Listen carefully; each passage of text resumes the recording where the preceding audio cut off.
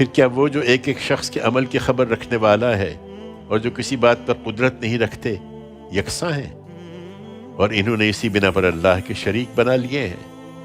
ان سے کہو ان کے نام تو بتاؤ، کیا تم خدا کو ایسی چیز کی خبر دے رہے ہو جس سے وہ خود اپنی زمین میں بے خبر ہے، یا پھر اوپری باتیں کر رہے ہو؟ نہیں، بلکہ ان منکروں کے لیے ان کا فریب خوشنما بنا دیا گیا ہے اور یہ راہ حق سے روک دیے گئے ہیں۔